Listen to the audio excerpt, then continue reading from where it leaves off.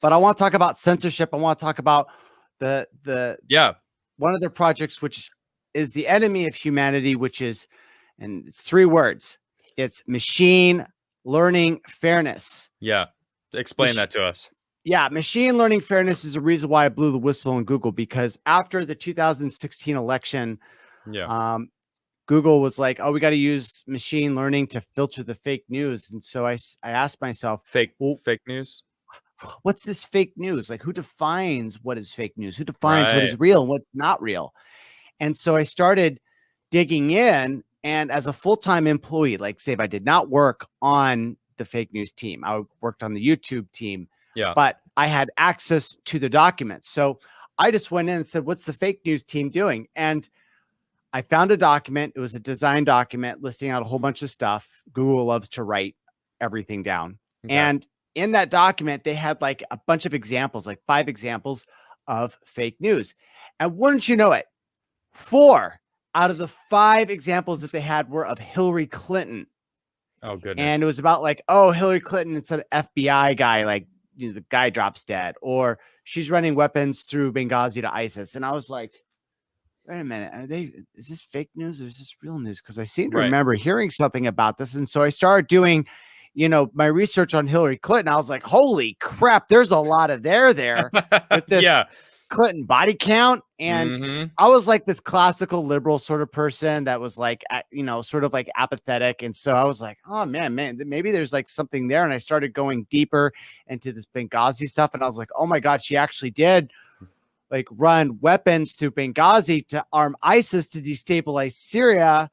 And the whitewashed version of that was that she had an email scandal.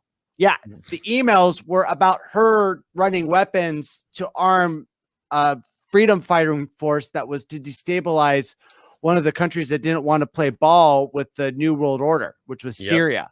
So they were taking it down. And that was the email scandal. She didn't want those emails to be known. And so she used her own private email server so that they couldn't be subpoenaed by government records request. And so I started becoming this expert. I was like, oh my God, I think that Google might not actually be trying to filter fake news. What if they're trying to put their fingers on the scale? What if of your news internet searches? And I went, well, if that's true, then I'm going to be able to find more stuff. And if there's something that is going to, you know, say that this is fake news by policy, then there needs to be something that's going to classify and then remove the fake news that they allege exists everywhere. Right. And so I started to look further in, and at first I thought it was Project Dragonfly. Like, you probably remember that you were hearing about this Project Dragonfly. Ooh, the spooky Project Dragonfly from China. Yeah, I thought that was the search engine too. So I went looking for Project Dragonfly. There was nothing there. Yeah. Like literally nothing there at Google talked about Dragonfly at all. Okay. But then when I found this thing called machine learning fairness, I was like, oh, this has got to be it. Yeah. Like, you know, the Dragonfly, that's like almost like an insect of, prey. Like it can eat small birds. Like it's so ferocious. But machine learning fairness, how could you be against that? In fact, if you're against that, then you're against fairness. And, you must be a hateful bigot. What's that? I said, don't you love it when they do that? That's I know. That's how it works. Patriot Act. Patriot Act, right? Defense Act. Yeah, exactly. Please continue, though. Yeah. And so as soon as I saw machine learning fairness, I was like, oh, that's a great name. They've market tested this thing. So I went in, and sure enough, there was this machine learning fairness, and they had a document in the mix there about how the process team was laying down the plan for upper and middle management to adopt this machine learning fairness and apply it to all of its different services.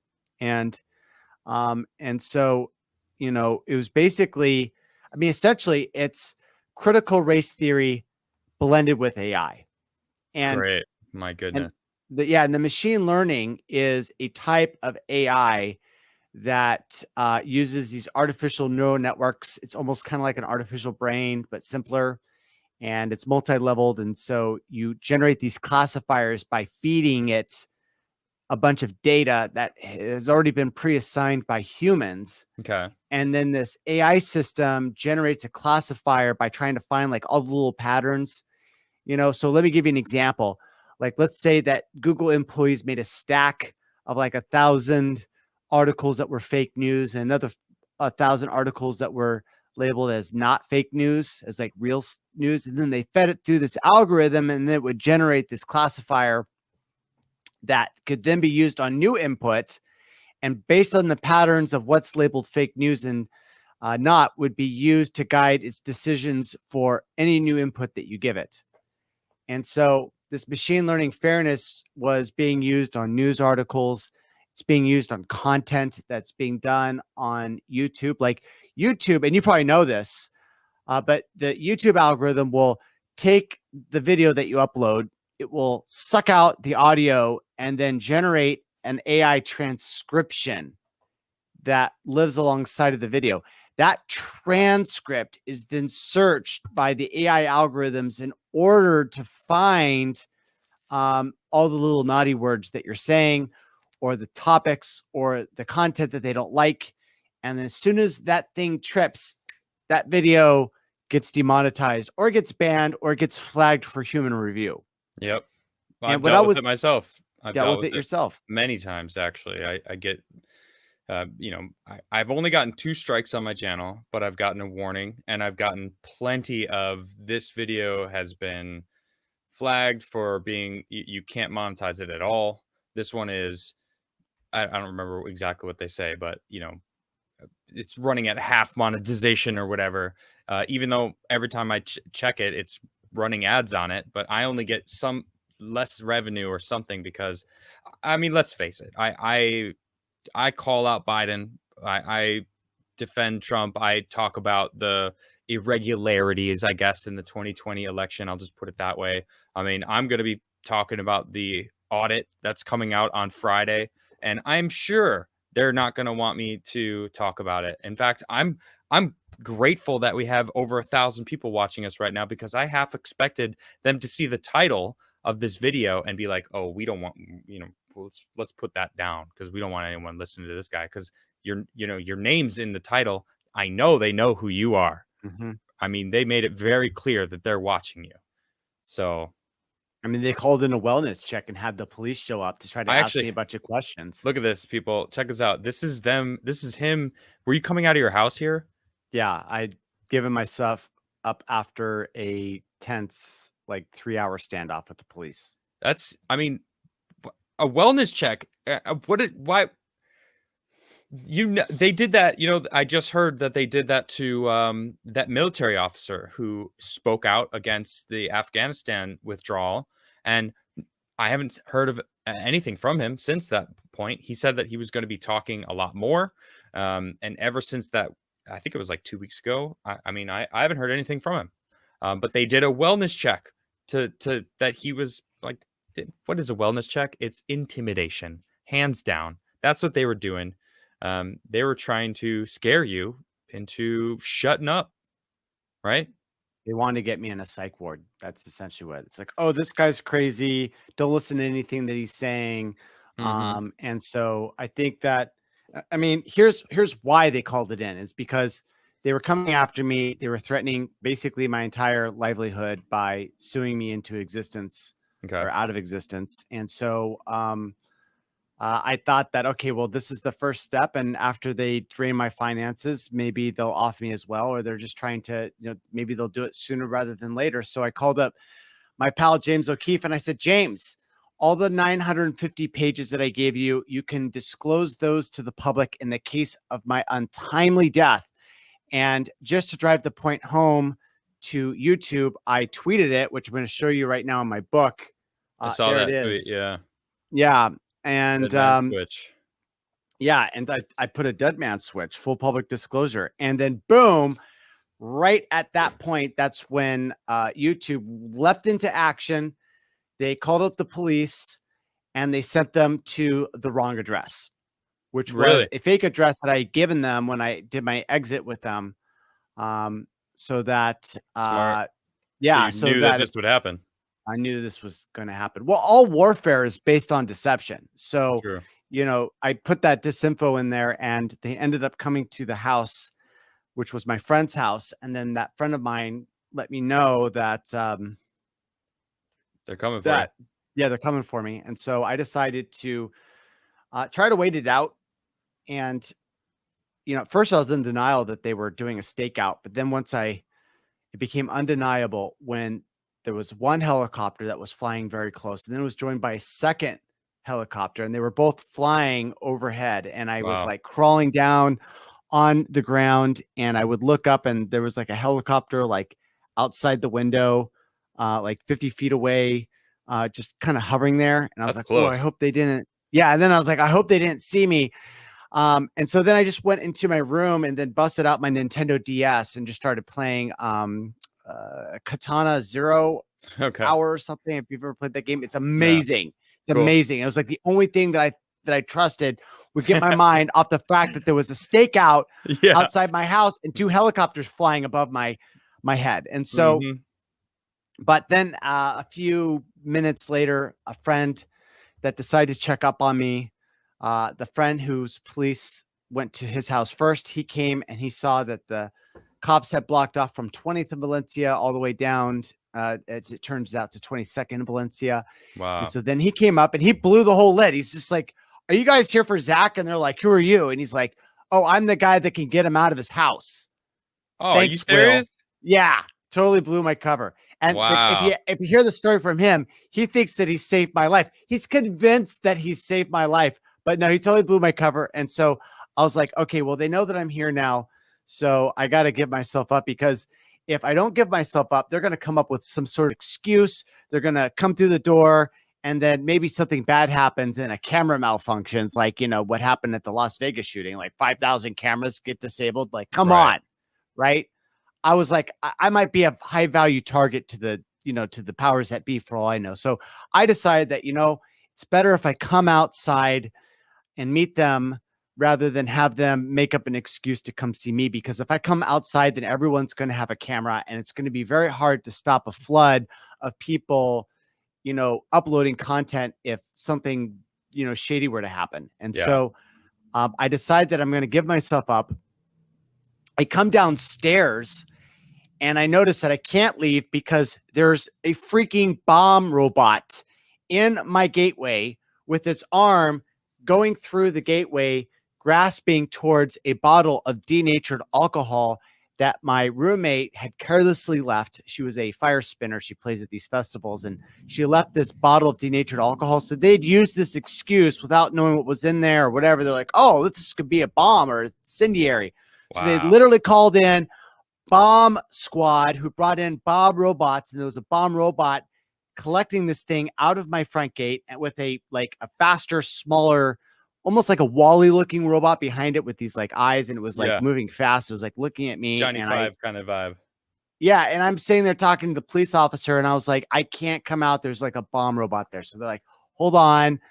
And about 5 minutes pass, the robots get cleared out, and then I come out, and that's the video or the picture that you're showing right now on screen. Yeah. A second ago, where I've got my hands up and they're telling me to turn around and do the hokey pokey, and then they take me into detention. They ask me 6 questions relating to, am I suicidal? Do I want to kill myself or hurt anyone else? And I said, no, of course not. And the police are like, well, why would Google call in this wellness check? And I was like, probably because I'm Well, why would disclosing they do 900 that? Why would they do that? I was like, because I'm a whistleblower and I disclosed all their dirty laundry to Project Veritas. And they're like, do you have any sort of evidence to support this claim? And luckily for myself, I had taken a picture of the letter I had sent to the DOJ explaining all 950 pages, or basically a summary that this was Google's internal documents. And so I handed that to the officer. He looked at my phone and he was like, oh, wow, you really are a whistleblower. Because I'm sure he thought that, he hears all kinds of crazy stories from liars day in and day out. So he's like, oh, I'm a whistleblower. This is why they're all coming after me. Sure. Yeah. Oh, wow. You actually are. As soon as that happened, everything de-escalated.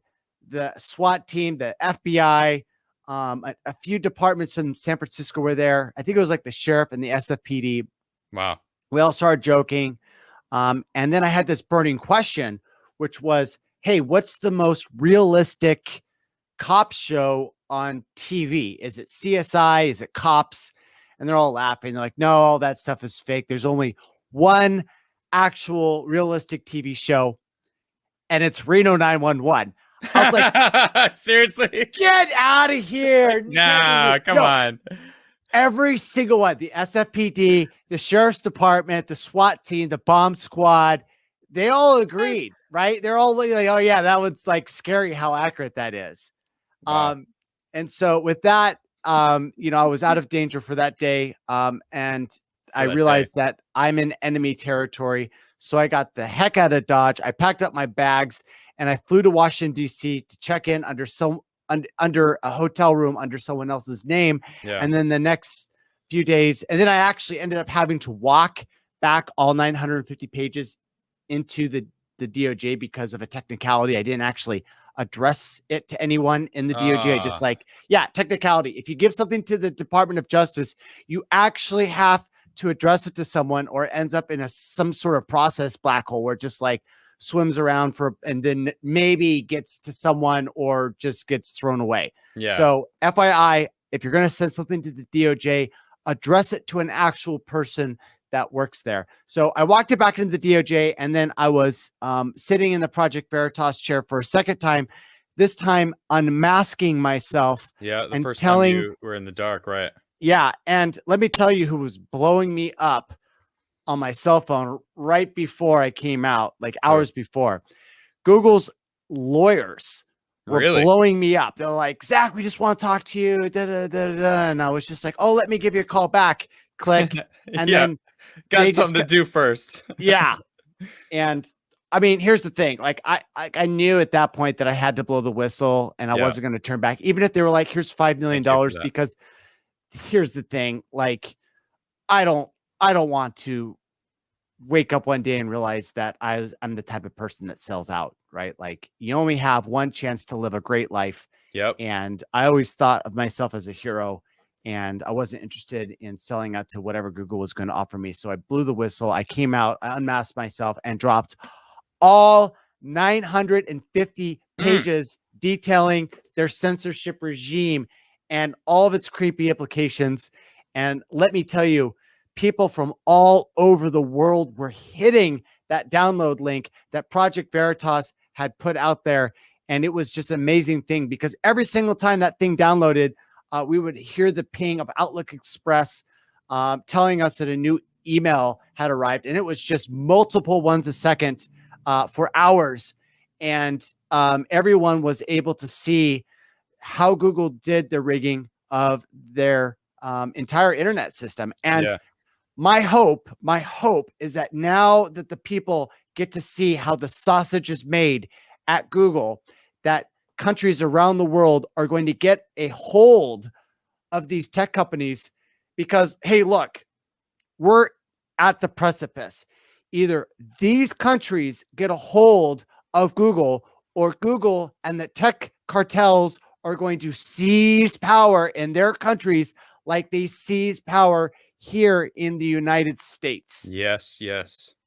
I just need to take a second on behalf of me, the people watching right now. Thank you for not selling out. Thank you for going through with it, because we need this information out. We need to know that they're basically controlling thought, and it is a frightening premise. So and this is great. This is from Ben Garrison, who does a lot of political campaigns, and it's great. You're just letting the truth out, you know. And this crazy thing is, though, I didn't hear about this. I didn't even know about any of this until a couple months ago. I asked people who I should follow, and someone had put your name on there, and I was like, oh yeah. And then I started looking in, and you actually hit me up yourself. You hit me up a week ago, and you're like, hey, I want to talk about censorship. And I was like, hell yeah. Come on, and talk about it, because we need more people having these conversations, talking about it before it is too late.